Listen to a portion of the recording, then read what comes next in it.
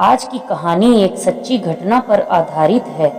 अगर आप यह कहानी सुन रहे हैं तो इसे पूरा सुनिए। आधा अधूरा बीच में छोड़कर जाने की गलती कृपया मत कीजिए।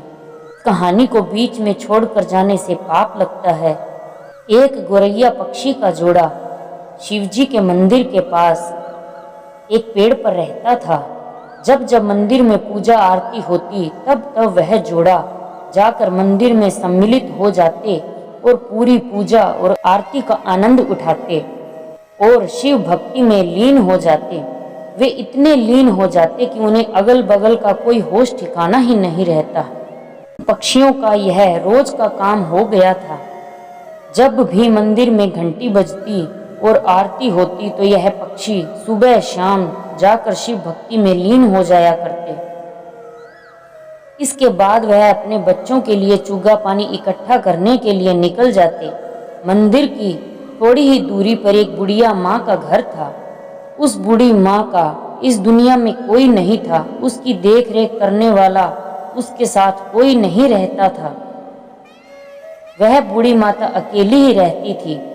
बूढ़ी माँ को पक्षियों से बहुत ज्यादा लगाव था। वह रोज अपनी छत पर पक्षियों के लिए पानी रखती और अनाज के दाने रखती और वह पक्षियों का जोड़ा वहां जाकर पानी पीते और पेट भर अनाज खाते और अपने बच्चों के लिए भी लेकर जाते। इसी तरह से उनका जीवन व्यतीत हो रहा था। उस बूढ़ी माँ के कारण उन पक्षियों का पेट भर रहा था और वह बड़े ही आराम से शिव आराधना कर पा रहे थे। इसी तरह से उनका जीवन व्यतीत हो रहा था कि अचानक एक दिन बूढ़ी माँ बीमार हो जाती है और बिस्तर में पड़ जाती है। बूढ़ी माँ का कोई आगे पीछे तो था नहीं, इसीलिए बिना दवा पानी और बिना सेवा के कारण बूढ़ी माँ बहुत ज़्यादा बीमार हो जाती है। वह अपनी छत पर चूगा पानी डालने की हालत में नहीं रहती। अब गोरैया जोड़ा रोजाना उसकी छत पर आते और देखते कि चूगा पानी नहीं है तो सोचते कि बूढ़ी माँ कहाँ चली गई, दाना पानी क्यों नहीं डाल रही है। इसी तरह 2-4 दिन बीत जाते हैं। बूढ़ी माँ बिना सेवा पानी के बहुत कमजोर हो जाती है और एक दिन वह बूढ़ी माँ मर जाती है।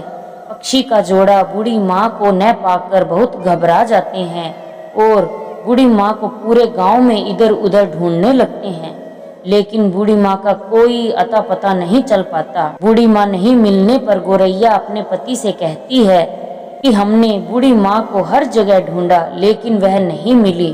कितने पक्षी भूखे बैठे हैं, हम उन्हें कहाँ ढूंढें। इस पर उसका पति बोलता है कि हमने सभी जगह ढूंढा सिवाय उसके घर के। चलो बूढ़ी माँ के घर ढूंढते हैं।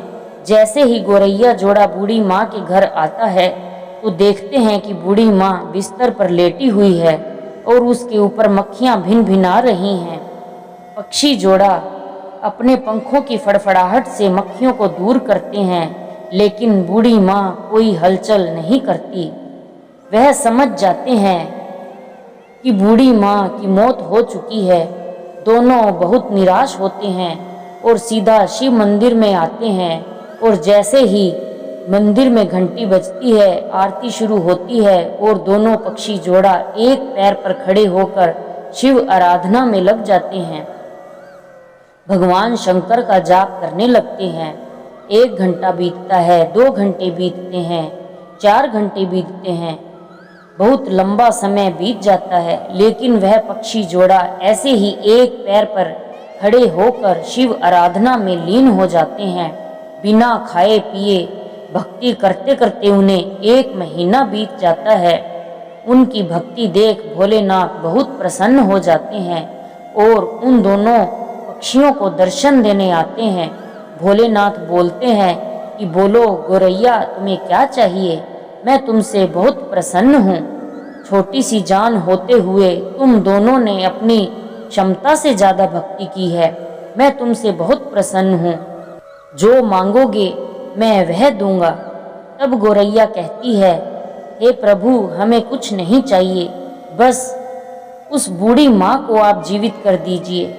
भोलेनाथ कहते हैं कि गोरैया, मैं सृष्टि के नियम को कैसे तोड़ सकता हूँ। जो मर चुका है वह जीवित नहीं हो सकता। मैं सृष्टि के साथ छेड़छाड़ नहीं कर सकता।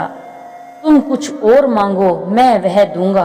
तो गौरैया कहती है, नहीं, हमें कुछ नहीं चाहिए, आप हमारी बूढ़ी माँ को जीवित कर दीजिए। तो भोलेनाथ बोलते हैं, वह बूढ़ी माँ मर चुकी है, उसमें कीड़े निकलने लगे हैं, उसका शरीर गल चुका है, उसका शरीर ही नहीं रहा, तो मैं उस शरीर में कैसे जान फूंकूं? प्रभु, हम सब यह नहीं जानते, आपने वचन दिया है कि जो मांगोगे वह दूंगा। अब आप अपने वचन से पीछे हट रहे हैं। पंछियों के हट के आगे भोलेनाथ विवश हो जाते हैं और बुढ़िया माँ के शरीर में जान डाल देते हैं। बुढ़िया माँ जीवित हो जाती है और भोलेनाथ को सामने पाकर भाव विभोर हो जाती है, बहुत ही प्रसन्न होती है। भोलेनाथ के चरणों में गिरकर कहती है, हे प्रभु, आपके दर्शन पाकर मैं धन्य हो गई, मेरे जन्मों जन्मों के पाप दूर हो गए। ऐसे कौन से पुण्य कर्म किए थे मैंने जो आपने दर्शन दिए और मैं जीवित हो गई।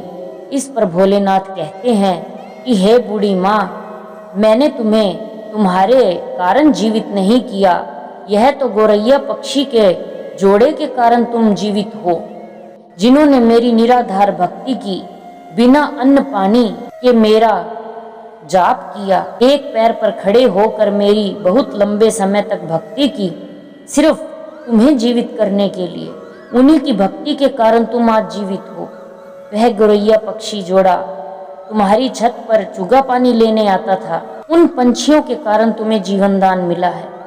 बूढ़ी माँ की आंखों में आंसू आ जाते हैं।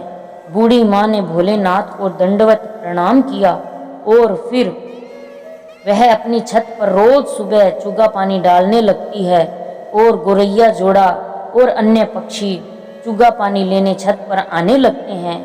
बुढ़िया माँ पक्षियों को कहती है कि हे गौरैया, तुम्हारे कारण मुझे जीवन दान मिला है, तुमने अपने लिए कुछ नहीं मांगा, मेरे लिए जीवन दान मांगा। मैं चाहती हूँ तुम दोनों मेरे घर पर रहना स्वीकार करो, हमेशा मेरी आंखों के सामने रहो। इस पर दोनों पक्षियों ने इस बात को स्वीकार कर लिया और हमेशा बूढ़ी माँ के घर पर रहने लगे। इस बात के चर्चे पूरे गांव में फैलने लगे कि एक बूढ़ी माँ मर कर भी जीवित हो गई और उसमें एक अजीब सी शक्ति आ गई है।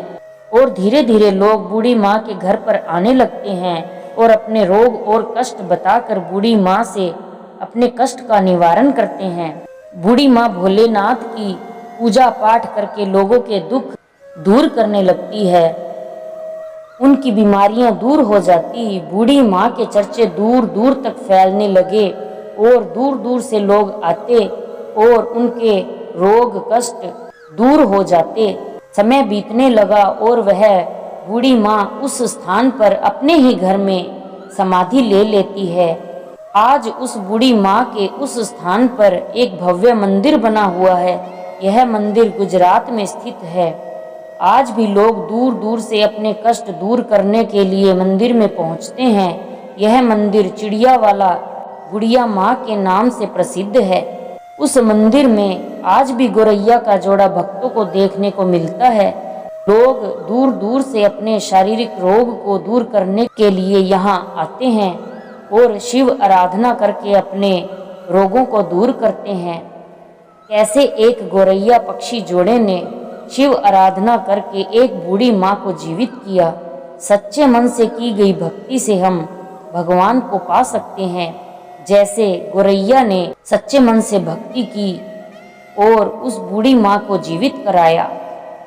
कर्ता करे न कर सके, शिव करे सो होए, तीनों लोक नौ खंड में शिव से बड़ा न कोई।